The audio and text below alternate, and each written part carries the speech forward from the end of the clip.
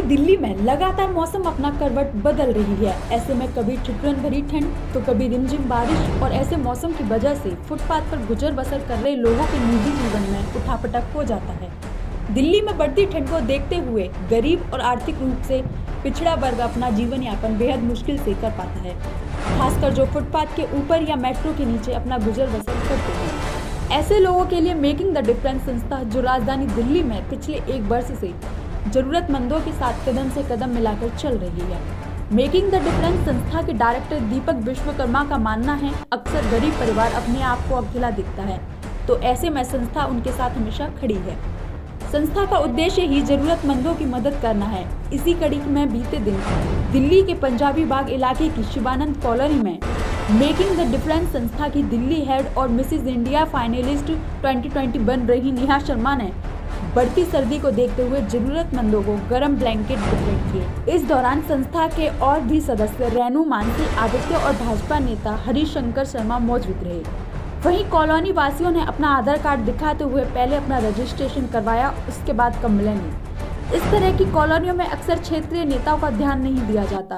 ऐसे में मददगार संस्थाओं की जिम्मेदारियां बढ़ जाती हैं। वहीं देखिए, अब जब मीडिया से रूबरू हुए तो क्या कुछ कहा। ये हमारे मेकिंग द डिफरेंस एनजीओ की तरफ से ब्लैंकेट डिस्ट्रीब्यूशन ड्राइव हो रहा है गरीबों के बीच में।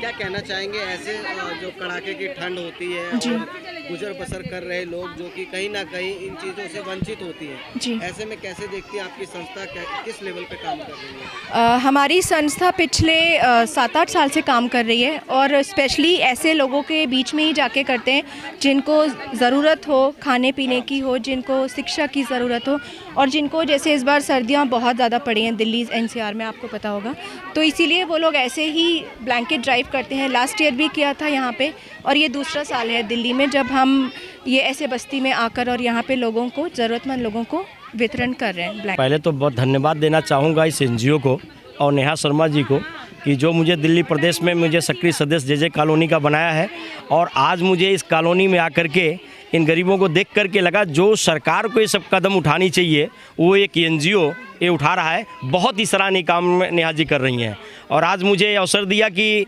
अपने साथ बुला करके मुझे लोगों को सहभागिता किया और मैं चाहता हूँ कि एनजीओ ऐसे ही दिन रात चौगनी ऐसे काम करती रहे और बढ़ती रहे। ये एक सराहनीय काम है कि जो सरकारों को करनी चाहिए इस ठंड में और लोगों के पास व्यवस्थाएं नहीं है, वो जो सरकार को करनी चाहिए वो एक एनजीओ कर रही है।